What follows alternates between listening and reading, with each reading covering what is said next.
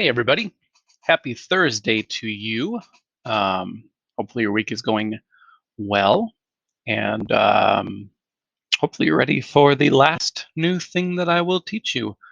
We're going to be taking a look at some other stuff and looking at more things with circles between now and next Friday, but this will be the last real official thing that I get to teach you guys this year. So, and I guess maybe let's just make sure everyone understands the timeline. So today we're doing the equation of a circle. And then tomorrow we will start the review, more review next week, getting ready. Memorial Day is on Monday, so we don't have anything on Monday or Wednesday of next week. And then we need to make sure that you guys are ready to test at the end of this chapter. And the plan is to have that on Friday, so 1 week from tomorrow for the test, assuming that you're watching this video on the 21st, as I'm guessing most of you are.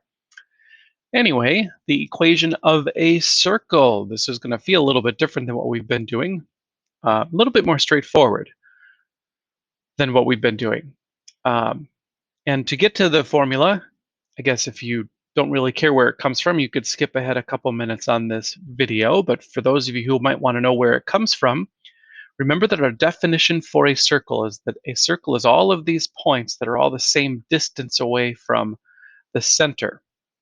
And so if I think about finding this distance, I can think of it in terms of a right triangle where the x-coordinate, or this x distance, and this y distance are parts of a right triangle. And of course, a squared plus b squared equals c squared. And so I could think of this distance, this horizontal distance, as x minus -3. That distance, my x-coordinate here is x, my x-coordinate here is -3, and so that distance is x minus -3. This y distance is y minus 2, and then of course the radius is r. And so the formula that's going to be on the screen in just a moment is going to be x minus the x-coordinate squared plus y minus the y-coordinate squared equals the radius squared. Let's go ahead and get that up here. Now, instead of using numbers, I'm going to use the general h and k to stand for the center. So here it is. The equation for a circle with a center of h, k, and a radius of r. By the way, I'm not sure why they chose h and k to use for this, but they did, so we can go with that, is x minus h, the difference in the x values, plus y minus k, the difference in the y values. Square them both, add them up, and that's equal to the radius squared. Now, of course, in past years, I would have had my students memorize this formula. You guys will have access to notes on the test, so go ahead and write this down on a note card or put it in your notes in a place where you're going to have access during the test. But that's it. So let's see how this works. If I have a circle and the center is at 4, -2, and the radius is 16, I want the equation. Well, we just saw the equation for a circle is x minus something squared plus y minus something squared equals the radius squared. So my x-coordinate is 4, so x minus 4. My y-coordinate is -2, so y minus -2, that's going to look like y plus 2. Y minus -2 is the same as y plus 2 equals the radius squared, and 16 squared. I suppose 16 squared, I can replace that with 16 squared, which I believe is 256. And so there we go. This is the equation for a circle with a center of 4, -2, and a radius of 16. Or maybe we go in the opposite direction.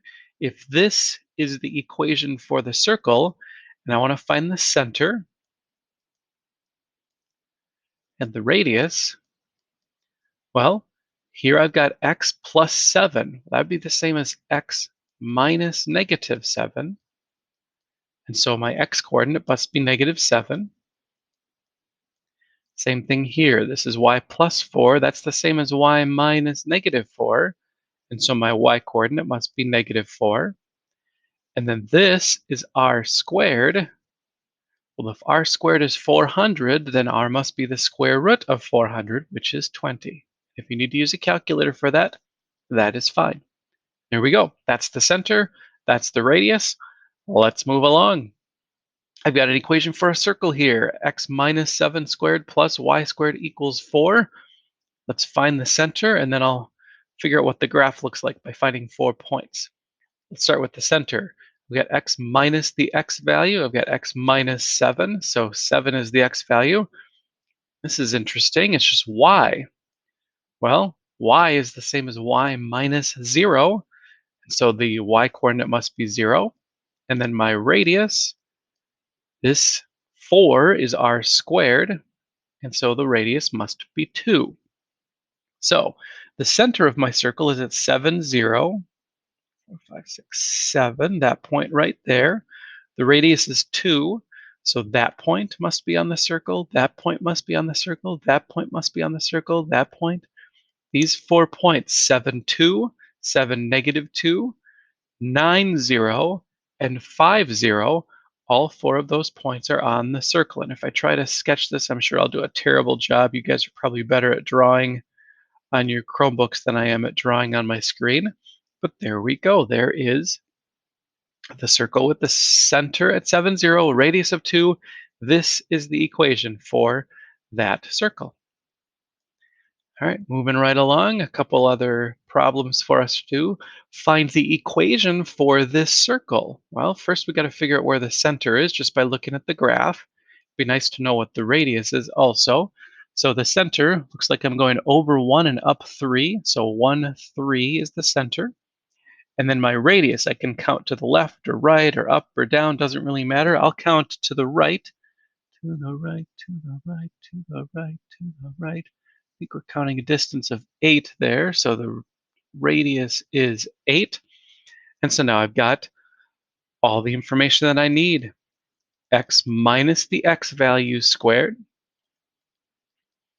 plus y minus the y value squared equals the radius squared. And so x minus 1 squared plus y minus 3 squared equals 64. If you graph that equation, it looks like this circle. Any point, if I put the x and y coordinates of that point into this equation, it's going to work. If I take this point and put the coordinates of that point into this equation, it works. It makes the left side equal to the right side. All right, just a couple more examples here before I'll wrap up for the day.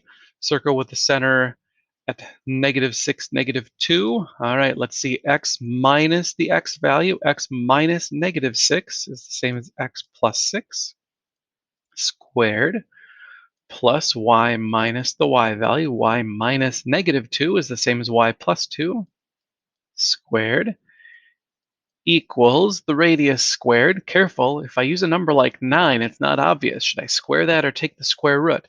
Well, the number that goes here is r squared. So if r is 9, r squared is 81. So there we go. That is that equation. And we'll just do one more. Find the equation for the circle. Let's see. The center is located at 1, 2, 3, 4, 5, up 2. So this center is at 5, 2. My radius is 1, 2, 3, 4, and I could count to the left, go up, down, left, right, doesn't matter, up, down, down, left, right, BA start. But my radius, no matter how I do this, is 4. And so I'm ready to write down my equation. X minus the x value. In this case, the x value of the center is 5. Plus y minus the y value. The y value in this case is 2. So y minus 2 squared equals the radius squared. The radius is 4, and 4 squared is 16. And there is the equation. So that is that. Your assignment tonight, due tomorrow, is just more examples going backwards and forwards. Here's an equation. Find where the center is. Here's the center. Find what the equation is, and stuff like that.